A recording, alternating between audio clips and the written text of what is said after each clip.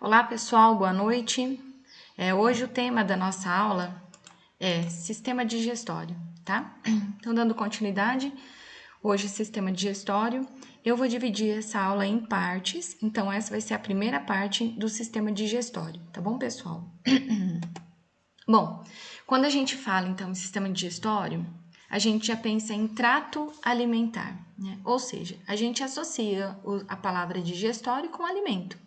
Porque é o sistema do nosso corpo que vai processar todo esse alimento recebido para desse alimento retirar os nutrientes que a gente precisa para viver, para abastecer o nosso corpo, certo?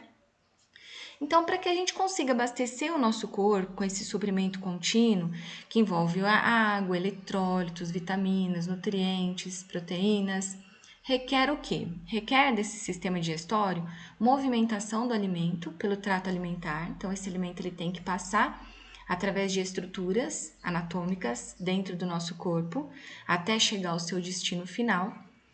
Ele requer de secreção de soluções digestivas para a digestão dos alimentos, né? Então a gente tem suco gástrico, suco pancreático, várias substâncias, a saliva, são soluções que vão auxiliar no processo de digestão.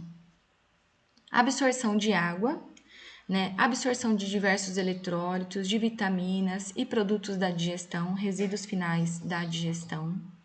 Circulação de sangue pelos órgãos gastrointestinais para o transporte dessas substâncias envolvidas. Eu preciso ter sangue, muito sangue, nos órgãos gastrointestinais para que eles consigam transportar todo esse nutriente que vai ser absorvido pelo sistema digestório. Controle de todas essas funções ocorre pelo sistema nervoso e hormonal local, ou seja, a gente tem o sistema nervoso comandando toda essa função digestória, associado a ele nós temos os hormônios, que levam e trazem informações. E como é dividido o trato digestório, né? O trato digestório, ele é dividido em estruturas anatômicas, por onde o alimento passa, né, por onde o alimento passa e ele sofre processos digestivos para que ocorra a absorção desses nutrientes. Então, seriam essas estruturas que estão destacadas. Ó. Então, começa pela boca, da boca vem para a faringe, depois esôfago, estômago, depois do estômago a gente vai lá para o intestino delgado, intestino grosso, reto e ânus. Então, essas estruturas que estão destacadas são estruturas anatômicas por onde o bolo alimentar vai caminhar. Ele vai passar para sofrer o processo que a gente chama de digestão. O comprimento de todo o trato gastrointestinal, ele mede aproximadamente 9 metros, tá, pessoal? E associado àqueles órgãos do trato gastrointestinal, a gente tem os órgãos acessórios, que são órgãos que vão auxiliar no processo de digestão. Então, eles estão ali para auxiliar para que ocorra essa digestão com maior facilidade e a absorção desses nutrientes. Então, são eles os dentes, a língua, as glândulas salivares. Depois vem o fígado, vesícula biliar e o pâncreas. Então, esses órgãos são o que a gente chama de órgãos acessórios, porque eles estão auxiliando todo o processo de digestão. Bom, funções do sistema digestório. Lembrem que eu sempre falei para vocês, função é questão de prova. Então, o sistema digestório, assim como outros sistemas, ele tem as suas funções, tá? E quais seriam as funções dele? Primeiro, para que serve o sistema digestório? Para que o organismo, né, tenha aproveitamento de todo o alimento ingerido. Então, para que a gente sobreviva, a gente precisa do sistema respiratório, porque a gente precisa do oxigênio, certo? Para gerar energia. Assim como a gente precisa do oxigênio, a gente também precisa dos nutrientes, que são retirados de onde? Dos alimentos.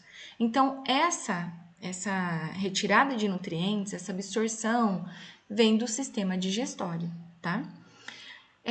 Outra função, transformação mecânica e química de macromoléculas. Quando a gente ingere um alimento, esse alimento precisa sofrer uma quebra, porque a gente está ingerindo moléculas grandes. Então, ele precisa passar por um processo de quebra dessas moléculas para que ela se torne uma molécula cada vez menor e dessa forma consiga ser absorvida pelo intestino e transferida para o sangue. Então, ele faz esse processo também, tá? De quebra de macromoléculas em moléculas de tamanho e forma adequada para que ela possa ser absorvida pelo intestino. Ele faz também o transporte de alimentos digeridos, então água e sais minerais, da luz do intestino para os capilares sanguíneos da mucosa do intestino. O nosso intestino é muitíssimo irrigado por capilares sanguíneos. Por quê? Porque é lá no intestino que ocorre a absorção. Vocês vão ver mais à frente que a absorção dos nutrientes ocorre mais precisamente no intestino delgado, que é a primeira porção do intestino. E a absorção de água ocorre no intestino grosso, que é a segunda porção, né? A porção seguinte após o intestino delgado. Então, ele precisa ter muitos vasos sanguíneos, porque ele tem que fazer esse transporte da luz do intestino, da sua mucosa, para a corrente sanguínea através dos capilares sanguíneos, tá?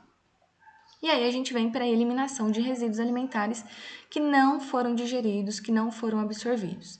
Então a gente se alimenta e tudo aquilo que sobra daquele alimento que a gente ingeriu, que não vai ter utilidade para o nosso corpo, a gente elimina através das fezes, tá, pessoal? Bom,